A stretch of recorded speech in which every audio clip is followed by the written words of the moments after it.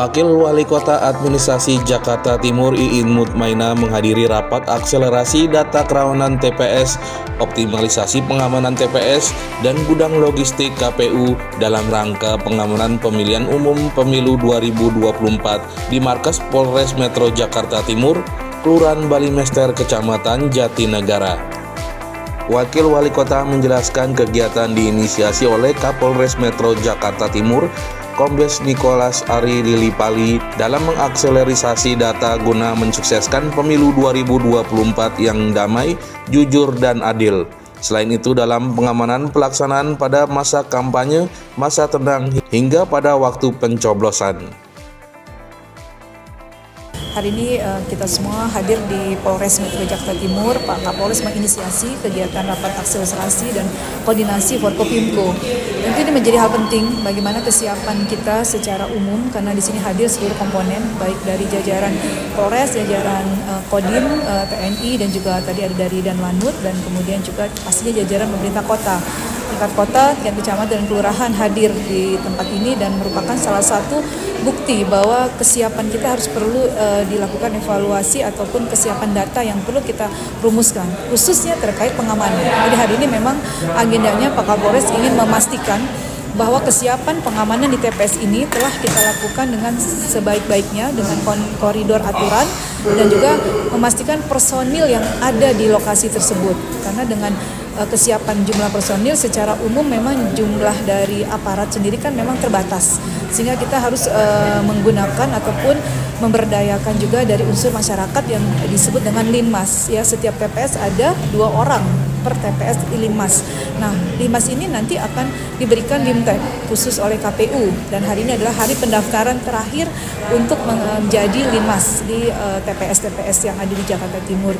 Harapannya dengan hari ini kita bersinergi, berkoordinasi, bisa menjadikan proses penyelenggaraan pemilu di Jakarta Timur terlaksana dengan aman, kondusif, dan demokratis. Ini ranah dari KPU ya yang menyeleksi dari Linmas.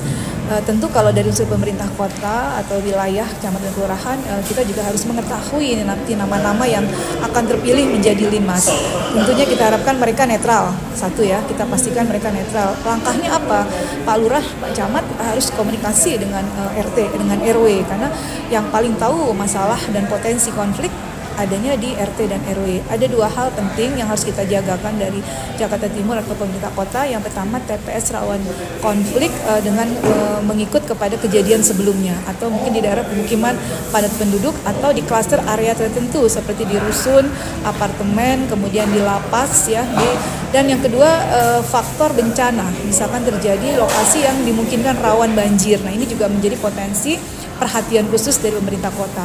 Jadi mulai dari sekarang kita hanya tinggal punya waktu 14 hari, kita pastikan secara teknis, secara SDM, personil, maupun kelengkapan sarana-prasarana yang ada di wilayah, khususnya sampai ke tingkat TPS, itu semua sudah dilakukan sesuai dengan ketentuan. Termasuk juga tadi dibahas mengenai APK.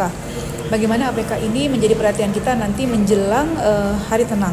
Begitu nanti tentu sampai saat ini kita masih mengikut kepada ketentuan yang berlaku, tidak boleh ya melakukan penindakan ataupun penurunan APK tanpa